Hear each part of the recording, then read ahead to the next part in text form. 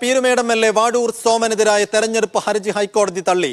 UDF സ്ഥാനാർത്ഥിയായിരുന്ന Cyriac തോമസിന്റെ ഹർജിയാണ് തള്ളിയത്. തെരഞ്ഞെടുപ്പ് സത്യവാങ്മൂലത്തിൽ വിവരങ്ങൾ പൂർണ്ണമായും രേഖപ്പെടുത്തിയില്ലെന്നായിരുന്നു പരാതി.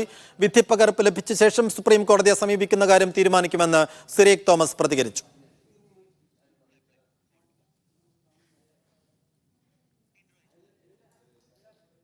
വിധി നിരാശാജനകമെന്നും സുപ്രീം കോടതിയെ സമീപിക്കുമെന്നും സിറിയക് തോമസ്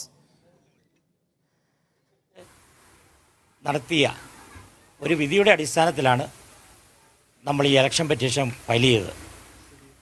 അന്നത്തെ ചീഫ് ജസ്റ്റിസ് ആയിരുന്ന സദാശിവം അടങ്ങിയ 3-അംഗ ബെഞ്ചാണ് ആ വിധി പ്രസ്താവിച്ചത്. അതിനകത്ത്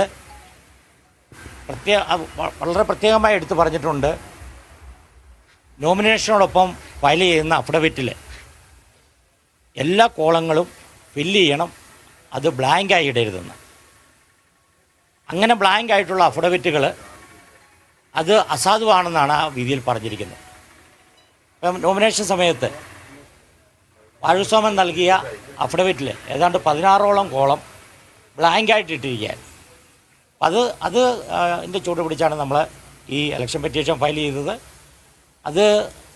അതോടൊപ്പം തന്നെ മറ്റ് പല വിധികളും ഇത് സംബന്ധിച്ച് വന്നിട്ടുണ്ട്. പക്ഷേ നമുക്കിപ്പം ജഡ്ജിമെൻറ്റ് കണ്ടില്ല. ജഡ്ജിമെൻറ്റ് വരുമ്പോഴെന്താണ് കോടതി അതിനകത്ത് ഒരു തീർപ്പെടുത്തുന്നുള്ളത് നമുക്ക് മനസ്സിലാകുകയുള്ളൂ. തീർച്ചയായിട്ടും ജഡ്ജിമെൻറ്റ് പഠിച്ചതിന് ശേഷം എൻ്റെ അഭിഭാഷകനോടും അതുപോലെ തന്നെ നിയമ വിദഗ്ധരുമായിട്ട് ചർച്ച ചെയ്ത് സുപ്രീം കോടതിയിൽ ഈ വിധിക്കെതിരെ അപ്പീൽ നൽകുന്നതിനെക്കുറിച്ച് ഞങ്ങൾ ആലോചിക്കുന്നുണ്ട്.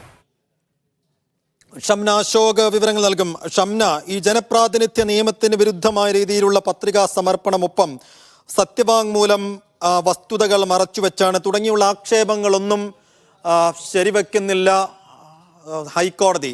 അപ്പോൾ ഏത് തരത്തിലുള്ളൊരു തിരിച്ചടി ഇവിടെ സിറിയക് തോമസിനുണ്ടായി?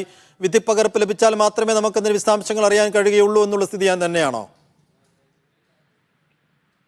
തെരഞ്ഞെടുപ്പുമായി ബന്ധപ്പെട്ട് പ്രധാനമായും ജനപ്രാതിനിധ്യ നിയമങ്ങളുടെ ലംഘനം നടന്നിട്ടുണ്ടോ എന്നുള്ള കാര്യമാണ് കോടതികൾ പരിശോധിക്കാറുള്ളത്. അത്തരത്തിലുള്ള ലംഘനം വാഴൂർ സോമന്റെ കേസിലും നടന്നിട്ടുണ്ടോ എന്നുള്ളത് വിശദമായി തന്നെ ജസ്റ്റിസ് പരിഗണിച്ചിട്ടുണ്ടായിരുന്നു. അതിൽ തന്നെ സാക്ഷിമൊഴികൾ രേഖപ്പെടുത്തുകയും ഒപ്പം തന്നെ തെരഞ്ഞെടുപ്പ് കമ്മീഷന്റെയും മറ്റു പല വിധികൾ കൂടി ഉദ്ധരിച്ചതിന് ശേഷമാണ് ഇക്കാര്യത്തിൽ ഒരു തീരുമാനം ഹൈക്കോടതി കൈക്കൊണ്ടിട്ടുള്ളത് എന്നുള്ളതാണ് മനസ്സിലാക്കുന്നത്. ഏതായാലും വാഴൂർ സോമനെതിരെ വളരെ ഗുരുതരമായ ആരോപണങ്ങൾ ഉന്നയിച്ചിട്ടുണ്ടായിരുന്നു. അതിൽ തന്നെ ഏറ്റവും പ്രധാനപ്പെട്ടത് നോമിനേഷനോടൊപ്പം സമർപ്പിച്ച സത്യവാങ്മൂലത്തിൽ കൃത്യമായി രേഖപ്പെടുത്തിയിട്ടില്ല വിവരങ്ങൾ. അതായത് മാൻഡേറ്ററി ആയിട്ടുള്ള കോളങ്ങളിൽ പോലും വിവരങ്ങൾ രേഖപ്പെടാതെ അത് ഒഴിച്ചിടുന്ന ഒരു സാഹചര്യമാണ് ഉണ്ടായിട്ടുള്ളത് എന്നുള്ളതാണ് പ്രധാനമായും ആരോപിച്ചിട്ടുണ്ടായിരുന്നത്. അത് ചില സുപ്രീം കോടതി വിധികൾ കൂടി ഉദ്ധരിച്ചുകൊണ്ട് ഈ വാഴൂർ സോമൻ ചെയ്തിട്ടുള്ള നടപടി തെറ്റാണ് എന്നും കോടതിയിൽ പറഞ്ഞിട്ടുണ്ടായിരുന്നു. പക്ഷെ അതൊന്നും കോടതി ഈ ഘട്ടത്തിൽ അംഗീകരിക്കുന്നില്ല. ഇക്കാര്യത്തിൽ തെരഞ്ഞെടുപ്പ് കമ്മീഷനിൽ കൂടി വിശദീകരണം തേടിയതിനു ശേഷമാണ് കോടതി ഇത്തരം ഒരു തീരുമാനത്തിലേക്ക് എത്തുന്നത്. ഏതായാലും വാഴൂർ സോമനെ സംബന്ധിച്ച ആശ്വാസം നൽകുന്ന ഒരു ഉത്തരവാണ് ഹൈക്കോടതിയിൽ നിന്നും ഉണ്ടായിട്ടുള്ളത്. അദ്ദേഹത്തിന് MLA പദവിയിൽ തുടരാൻ കഴിയും. ഒപ്പം തന്നെ ഈ കേസിൽ അപ്പീൽ പോകുന്ന കാര്യം പരിഗണിക്കുമെന്ന് ഹർജിക്കാരൻ പറഞ്ഞിട്ടുണ്ട്. ഏത് തരത്തിലുള്ള വിധികൾ ഉദ്ധരിച്ചുകൊണ്ടാണ് ഹൈക്കോടതിയുടെ വിധി എന്നുൾപ്പെടെ പരിശോധിച്ചതിന് ശേഷം സുപ്രീം കോടതിയെ സമീപിക്കും എന്നുള്ളതാണ് അദ്ദേഹം പറഞ്ഞിട്ടുള്ളത്. ഈ കേസിൽ വാഴൂർ സോമന് ചില പ്രധാനപ്പെട്ട വാദങ്ങൾ ഉന്നയിച്ചിട്ടുണ്ടായിരുന്നു. തനിക്ക് കൃത്യമായ വിവരങ്ങൾ സത്യവാങ്മൂലത്തിൽ രേഖപ്പെടുത്തിയിട്ടുണ്ട്. അത് ആദ്യഘട്ടത്തിൽ തന്നെ ഈ ഭരണാധികാരി പരിശോധിച്ചതിന് ശേഷമാണ്, അതായത് നാമനിർദ്ദേശക്കൊപ്പം സമർപ്പിക്കുന്ന സത്യവാങ്മൂലം വിശദമായി പരിശോധിച്ചതിന് ശേഷമാണ് അത് അംഗീകരിക്കുന്നത്. അത്തരത്തിൽ റിട്ടേണിംഗ് ഓഫീസർ ചെയ്തിട്ടുള്ള നടപടി തന്നെ പത്രിക വിശദമായി പരിശോധിക്കുകയും സത്യവാങ്മൂലം വിശദമായി പരിശോധിക്കുകയും ചെയ്തതിനു ശേഷമാണ് അംഗീകാരം നൽകിയിട്ടുള്ളത്. അതുകൊണ്ട് തന്നെ ഇക്കാര്യത്തിൽ ഇത്തരം ആരോപണങ്ങൾക്ക് അടിസ്ഥാനമില്ല എന്നുള്ളതാണ് വാഴൂർ സോമൻ പറഞ്ഞിട്ടുണ്ടായിരുന്നത്. പക്ഷേ റിട്ടേണിംഗ് ഓഫീസറുടേത് ഉൾപ്പെടെയുള്ള നടപടികൾ റദ്ദാക്കണമെന്ന് ഹൈക്കോടതിയിൽ ആവശ്യപ്പെട്ടിട്ടുണ്ടായിരുന്നു. അത് ഏതായാലും ഈ ഘട്ടത്തിൽ അംഗീകരിക്കുന്നില്ല. ജനപ്രാതിനിധ്യ നിയമത്തിന്റെ ലംഘനം നടന്നിട്ടില്ല എന്നുള്ളത് തന്നെയാണ് ഹൈക്കോടതിയുടെ കണ്ടെത്തൽ. 5-ാം തീയതി മാത്രമായിരിക്കും വിധിപ്പകർപ്പിന്റെ പൂർണ്ണമായ വിശദാംശം ലഭിക്കുക. അന്ന് മാത്രം വിധി അപ്ലോഡ് ചെയ്യുമെന്നുള്ളതാണ് പറഞ്ഞിട്ടുള്ളത്.